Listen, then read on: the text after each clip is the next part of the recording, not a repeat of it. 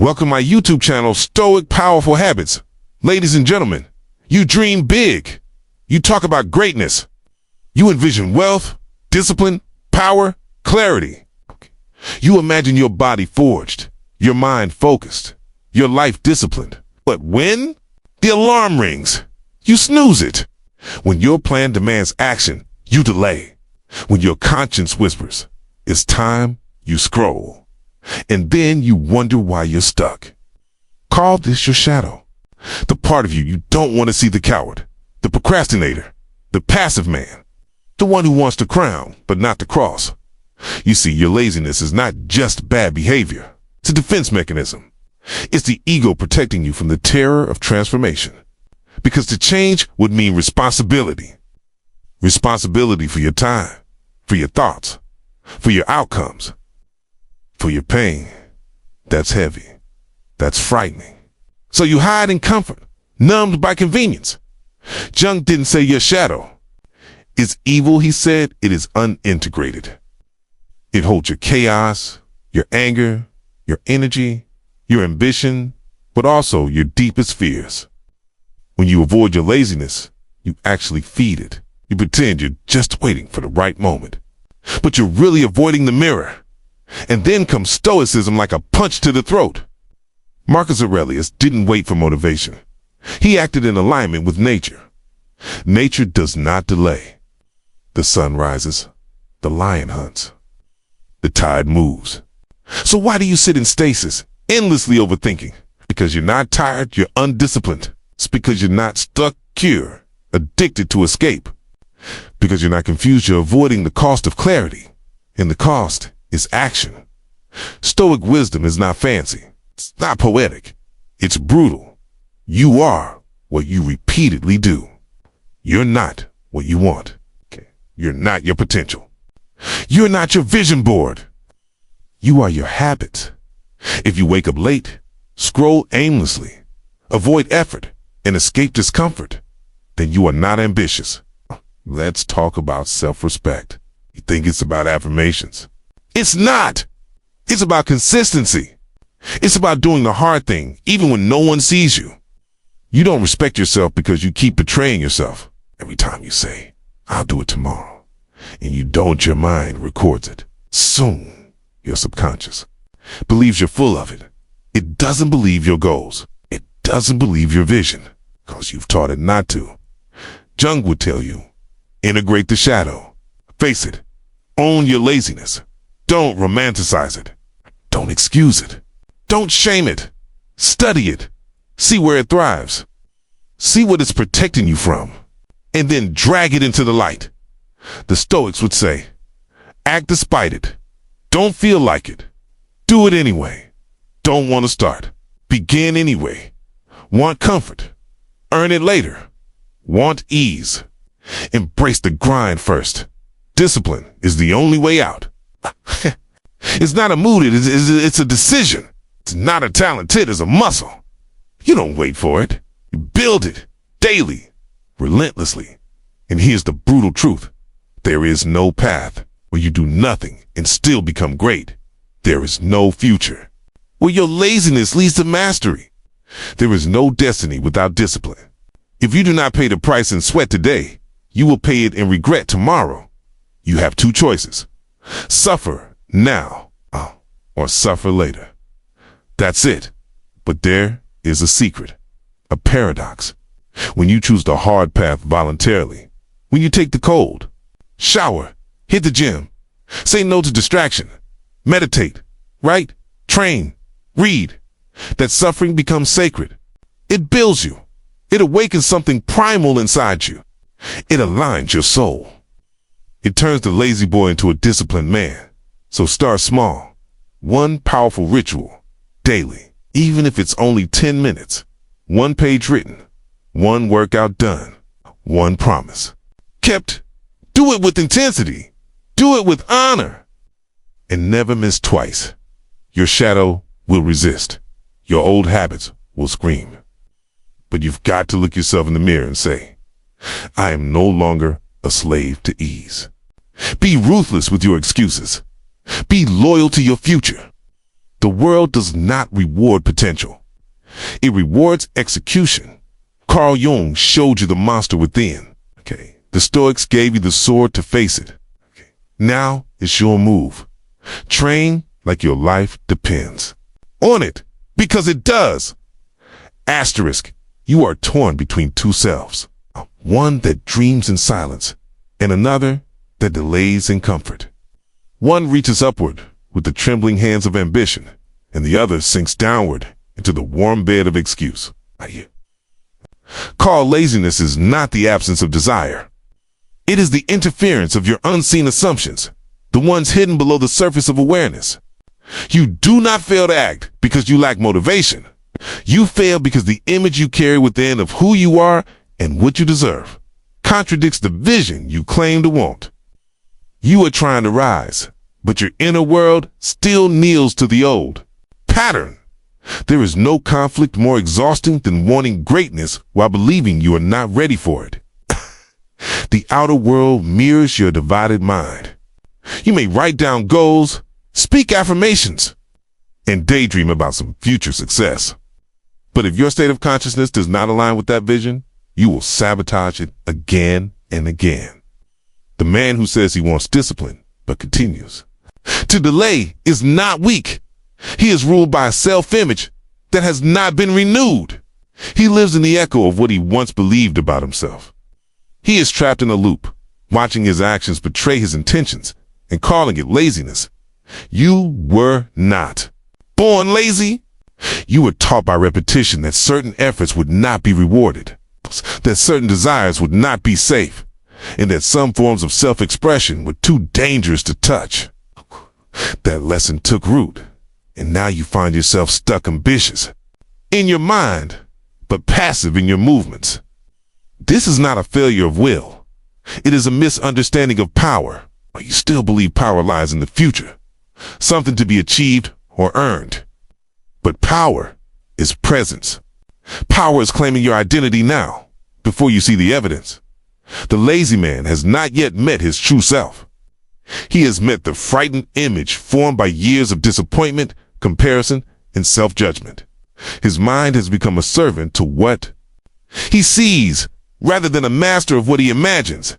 He repeats behavior not because he enjoys it, but because it feels familiar. He procrastinates, not because he lacks desire, but because he fears the weight of responsibility. He senses the burden of success, and instead of walking into that fire, he stalls. He scrolls. He consumes. He drifts because deep within him, a voice whispers, if you rise, you must let the old self die. And so he delays to death. To be ambitious yet inactive is to live in contradiction, a teat.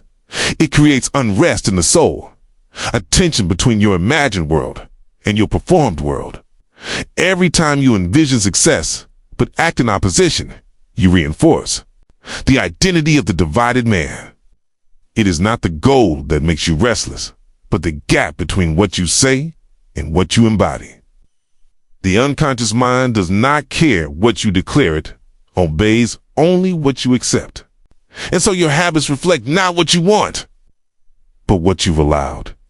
The most dangerous belief a man can hold is the one that says, I'll become it once I feel ready. There is no readiness outside of assumption. Readiness is not a signal that appears in the sky.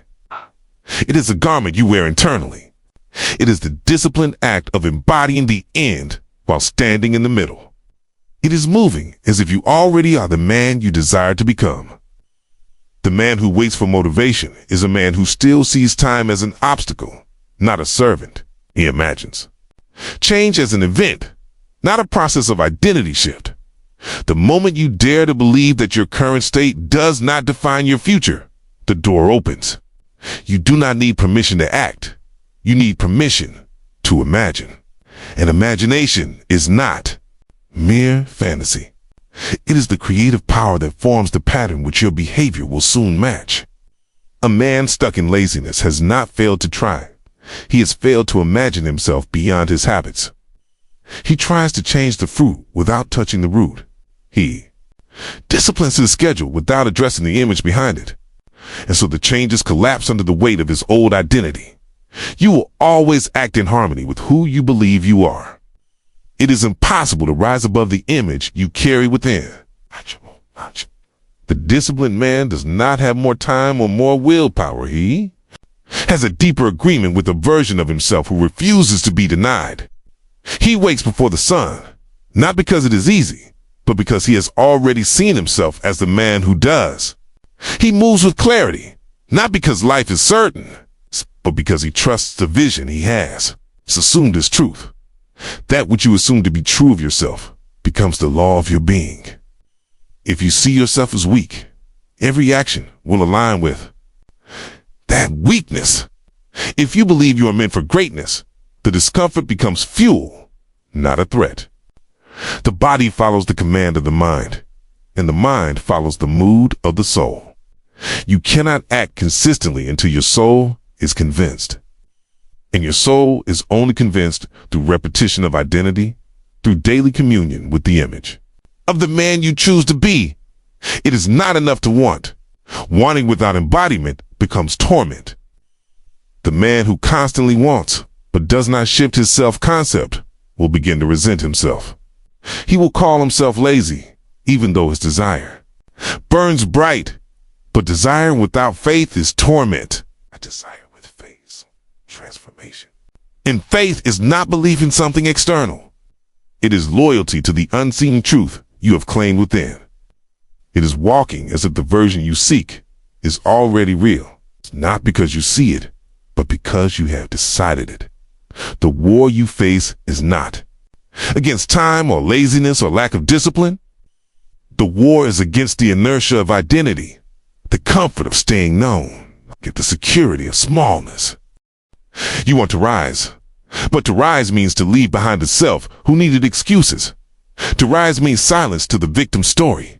It means walking through the discomfort, not around it. It means believing without evidence, acting without applause, creating without reassurance. And it means doing it again tomorrow when you say, I don't feel like it. That is the old self speaking. That is the past trying to reclaim you. That is the voice of the familiar, the safe, the manageable. You must answer it with the voice of the new. The voice that does not beg for comfort, but creates alignment. That voice is not louder, but it is truer. And with each act of discipline, it becomes more dominant. Each time you move when you could. I've waited. You prove to your subconscious that the change is real. You are not lazy. You are divided. You are not weak. It's wind. The vision you hold in your imagination must become more real to you than the facts around you. The body will tire. The emotions will waver, but the image you hold can remain stable. And that image will determine your consistency. That image will restore your discipline. That image will lead your behavior, not through force, but through resonance. When you see yourself as the disciplined man, discipline is no longer apatite, is expression, and so you choose again. Not with force, but with clarity. Not with panic, but with presence. And as you move in the direction of the man you have already imagined, the past begins to dissolve. The division begins to heal, and action becomes natural, not because it is easy, but because it is now true. Asterisk, you have been sedated by the illusion of comfort. The very fire that once stirred you to dream has been dimmed by the repetition of tiny distractions. You no longer suffer from a lack of desire. You suffer from a devotion to ease. There is a subtle hypnosis that creeps into the soul when the imagination is misused. Rather than using it to create, it is used to escape. The imagination that once shaped empires of purpose now flickers in the background. Pacified by passing stimulation. You scroll because you've forgotten how to see. You binge because you've forgotten how to imagine. You overconsume because the appetite of your soul has been misdirected. You do not desire food, noise, and novelty. You desire creation. But you long for mastery. You ache for depth. But the world offers you immediacy and you accept it because immediacy is easier than intimacy. And nothing demands greater intimacy than becoming the man you were born to embody. The one who settles into comfort will never walk into clarity, because clarity does not live in indulgence. Clarity lives in silence, in stillness, in long and lonely hours where the self confronts the self without anesthesia. Most men run from that meeting. They fear what it will reveal. And so they sedate. They medicate with distraction, not because they are weak, but because the old image has not yet been replaced. The mind craves patterns, even if they destroy it, and your pattern has become escape. You romanticize greatness, yet continue to live as though you are not responsible for it. The mind cannot hold contradiction without suffering. It cannot serve both comfort and calling. It must choose one. Whatever you choose daily, without announcement or ritual, becomes your master. Every repetition deepens the groove. Every avoidance strengthens the belief that effort is unsafe, that pain is punishment, that discomfort is a threat, but discomfort is a doorway. It does not close you, and it opens you to new dimensions of identity. You have become a lion who forgets the taste of hunger. You have become a creator who watches more than he writes. A warrior who rehearses but never strikes. The tragedy is not that you don't know what to do. The tragedy is that you do, and you still delay. You believe you're being strategic, but you are being seduced. And the seduction is not external, it lives within the self-image. Still sees comfort as a reward rather than a poison. The only thing more dangerous than failure is success in the wrong direction. You feel the weight of misalignment, not because you lack vision, but because you have misused your will. Will is not struggle. It is not aggression. It is decision. A quiet inner knowing that says, this is who I am now. Not later. Not when you've gathered more courage, but now. The only true change begins with a shift in being, not doing. Once the state of consciousness changes, the behaviors follow as naturally as breath. You must understand this.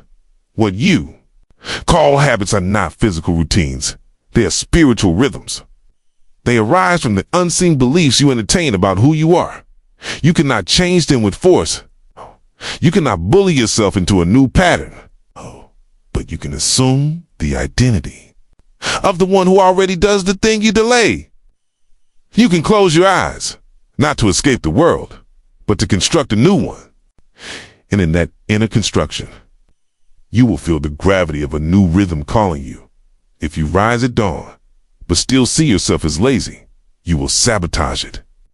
If you go to the gym, but still carry the image of the unfit man, the weight will feel like suffering, not freedom. It is not the activity that transforms it, it's the assumption behind it. You are what you accept. You are the silent decisions made behind the movement. The man who achieves true transformation does not try, he assumes. He clothes himself mentally in the state. He desires and lets it express itself through daily life. The Stoics understood this without needing to name it. They acted in alignment with nature, and nature does not argue with itself. It does not complain or delay. It simply moves according to its design. But you were given imagination. You were given the divine gift of inner construction. And yet, you use it against yourself by rehearsing failure, by remembering disappointment, by projecting weakness. You must turn this power inward and upward. You must use it to remember what you have never yet done and move as though it were already fulfilled. Excellence is not an achievement. It is a frequency, a rhythm, a harmony between mind and movement, between what you assume and what you repeat. The man who achieves greatness is not made by one act of effort, but by the repeated act of assumption. Each day, he remembers the end. Each morning, he returns to the vision. Each moment of discomfort is transformed into sacred training, not through discipline, but through identity. If you repeat something long enough, it becomes your essence. But the danger lies in repeating without awareness. You sit in stillness, not to escape the world, but to see clearly what you have been repeating unconsciously.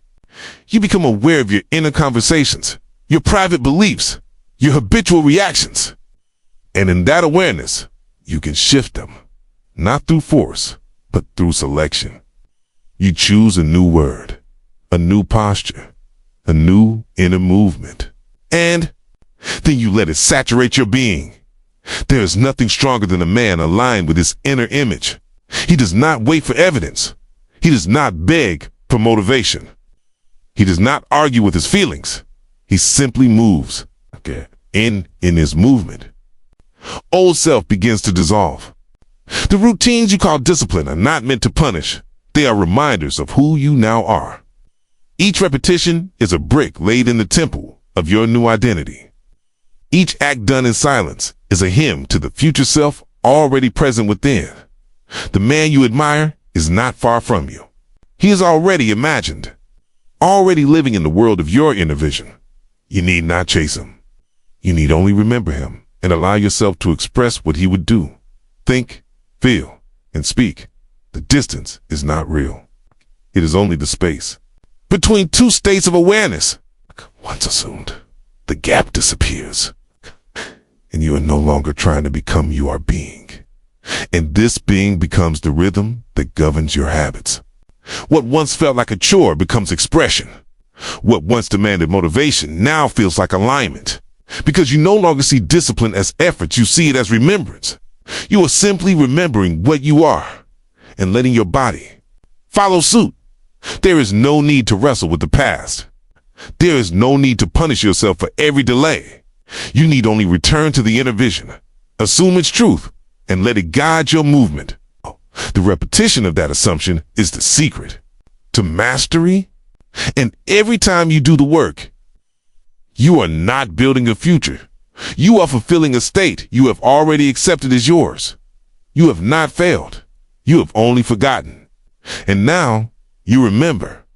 Asterisk, there is a quiet war that takes place within the soul of a man when he does not live in alignment with what he knows to be true. It is not always a loud conflict, but it is persistent. It begins the moment he declares a vision and then chooses inaction. That choice, small and private, does not go unnoticed by the deeper layers of mind. The outer world may not witness the betrayal, but the subconscious records every event without judgment. When a man says he will rise early, but delays, something within shifts.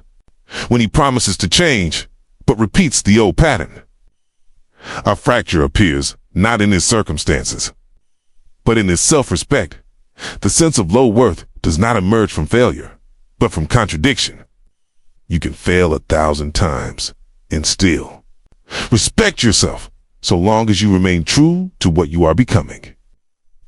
But the moment you violate your own word, the moment you abandon the assumed identity, a subtle disintegration begins. It is not punishment. It is misalignment. The self knows when it has abandoned itself. And no amount of external success can repair what was broken within by inner dishonesty. Every action you take speaks not just to the world, but to the unseen self who watches in silence. It listens not to your excuses, but to your habits. It listens to whether you follow through. And over time, it begins to believe not what you say, but what you consistently do. If your habits contradict your assumptions, the mind sides with habit. It says, this is who I am, because repetition has greater influence than declarations. You may affirm greatness aloud, but if your days are built in avoidance, the deeper self believes the avoidance, and from that belief comes the erosion of confidence. Not because you are unworthy, but because you have failed to assume and persist. You cannot trick the subconscious. It follows your pattern, not your pretense. It aligns itself not with what you hope, but with what you rehearse. And so the man who lives in self-betrayal soon finds that no amount of inspiration, no book, no lecture, no strategy can replace the inner harmony that comes only from acting as the man he claims to be. You think self-worth is something to be found or earned, but it is remembered through congruence. When the inner claim and the outer life match, Even in the smallest action, dignity returns. When the vision you hold and the choices you make begin to mirror each other, strength is restored. Not because of outcome, but because of integrity. When you say, I will act, and then act, your soul believes you. And that belief reshapes the world around you, because nothing responds more quickly to inner unity than the fabric of reality itself. But there is another illusion that delays this transformation. It is the myth of waiting. The man who believes that action must be preceded by the right feeling is a man who has forgotten the order of creation. You do not feel and then act, you act and then feel. Emotion is not a prerequisite for movement.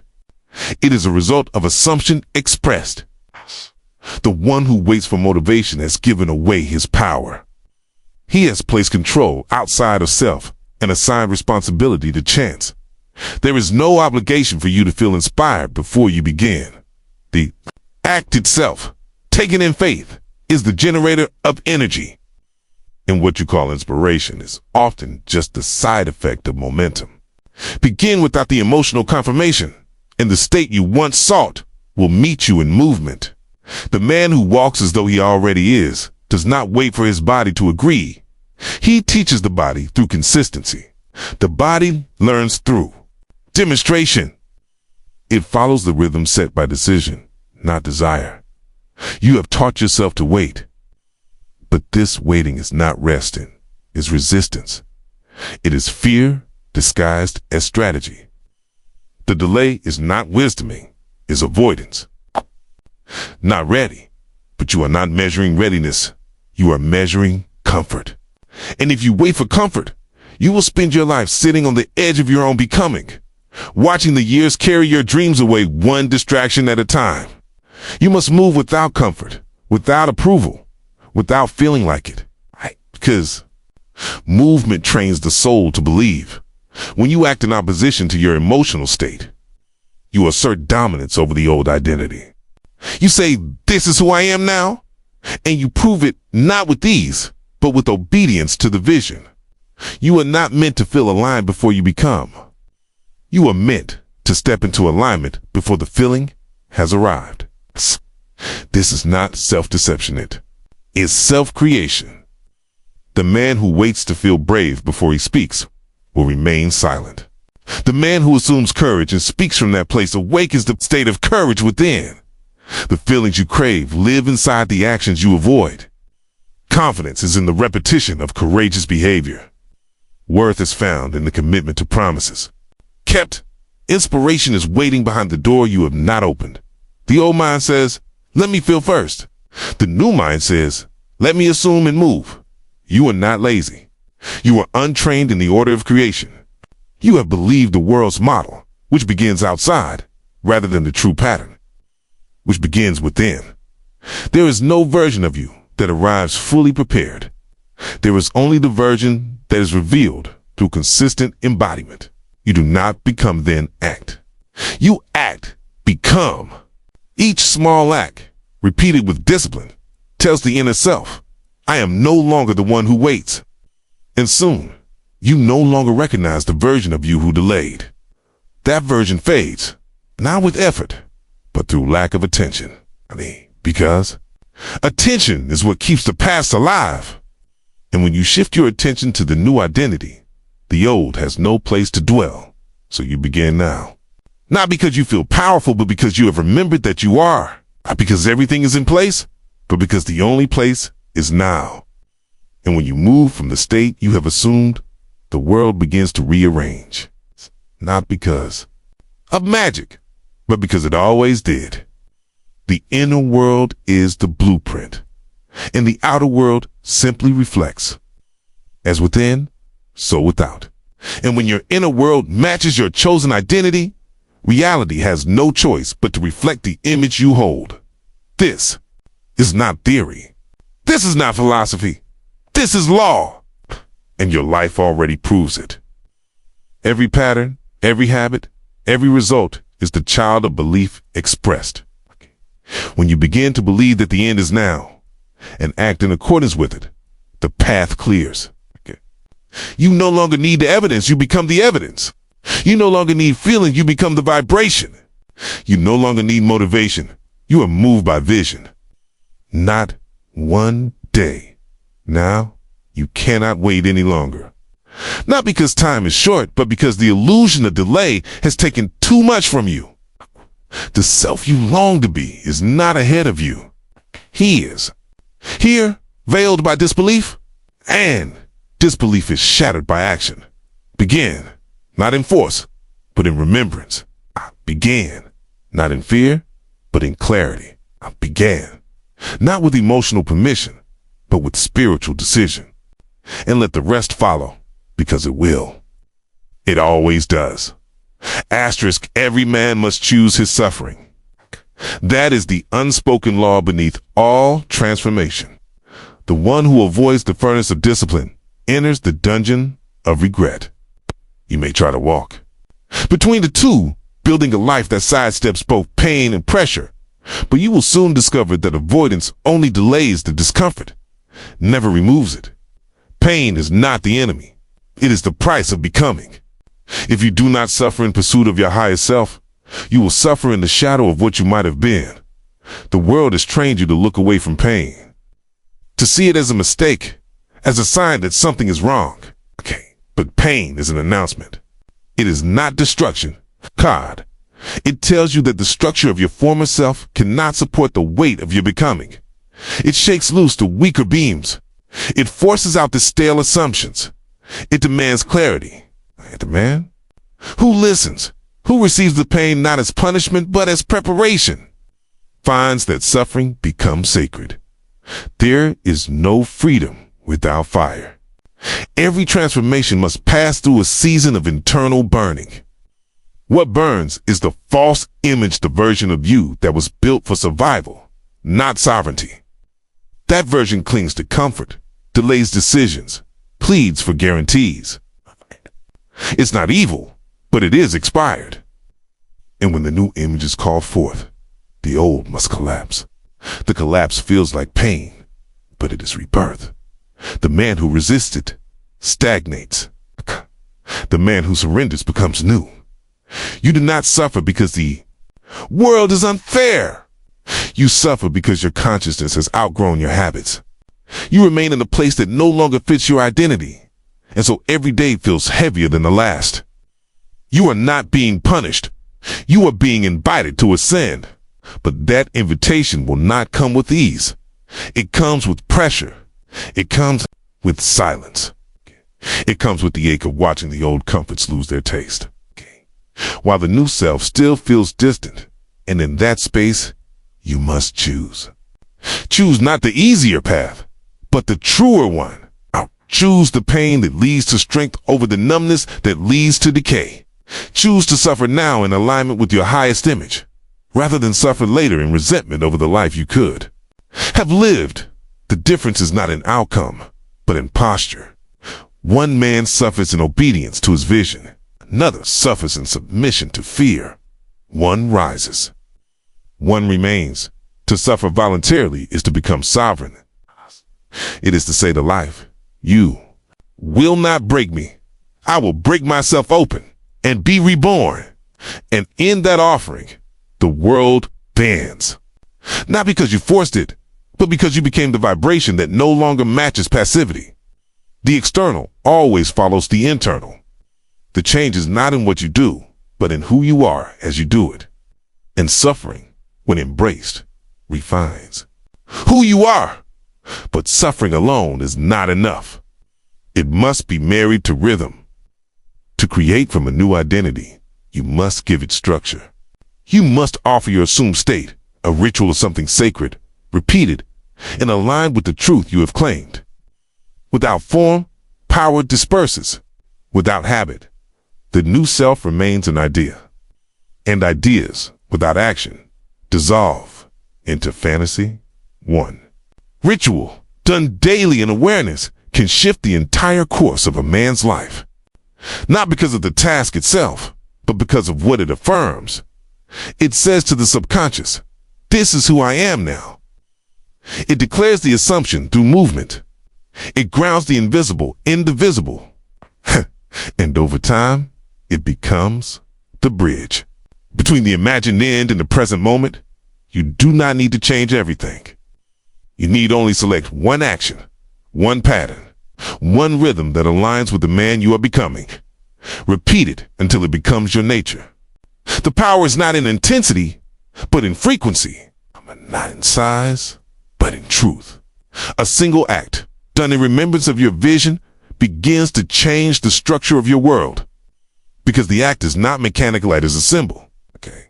A message sent inward and outward, reinforcing the chosen state of being.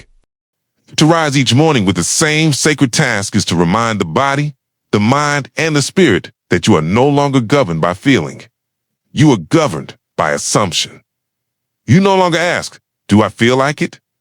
You ask only, is this in harmony with who I am? And if the answer is yes, you act. Not in effort, but in certainty. Because you have remembered that the feeling you seek will follow the movement, not precede it. The ritual is not for results. It is for identity. The results are a shadow of who you become.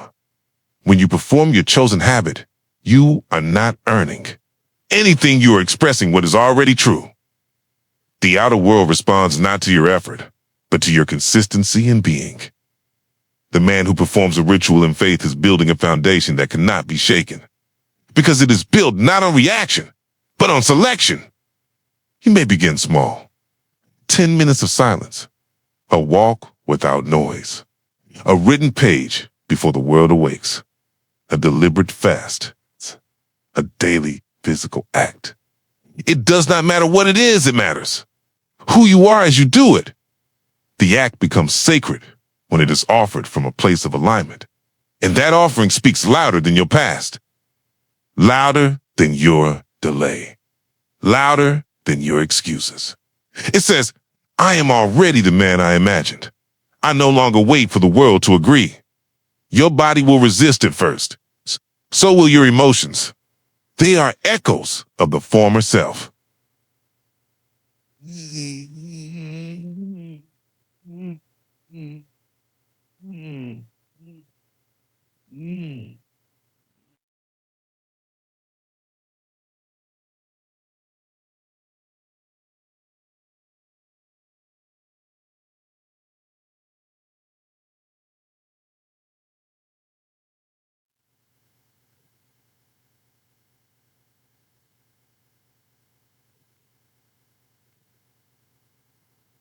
They show you what is leaving. The man who interprets resistance as failure will return to slumber. But the man who sees resistance as birth pain will keep moving, not to escape discomfort, but to complete the transformation. Each day becomes a testimony, a silent record of who you believe yourself to be. And that belief, compounded by action, reshapes the atmosphere around you. Opportunities emerge where before there were none. Conversations change. Resources arrive. Not because you chased them, but because you tuned yourself to the frequency of the man who naturally receives them. Your ritual is your declaration. It is the daily signature of your assumed identity. It is not performance. It is alignment. It is not about proving yourself. It is not about proving yourself. You act not to get something. You act to remain in the state of already having. And that state draws this reflection like a magnet draws iron. You need not explain it. You need only remain loyal to the image within. Everything else will conform. The world will try to distract you. It will offer shortcuts, noise, novelty. But these are shadows. They cannot satisfy the soul who has tasted alignment. Begin to live in harmony with your inner image. There is no going back. The comfort of passivity will feel foreign. The taste of ease without effort will turn bitter. Because you have seen the power of rhythm. You have felt the sacred strength of one deliberate act, repeated with intention. There is nothing stronger than a man who keeps his ritual. He cannot be moved by weather, opinion, or mood. He is rooted in the unseen, anchored in assumption. And from that stillness, he acts quietly, boldly, daily, until the vision is no longer a vision, but the only reality that makes sense.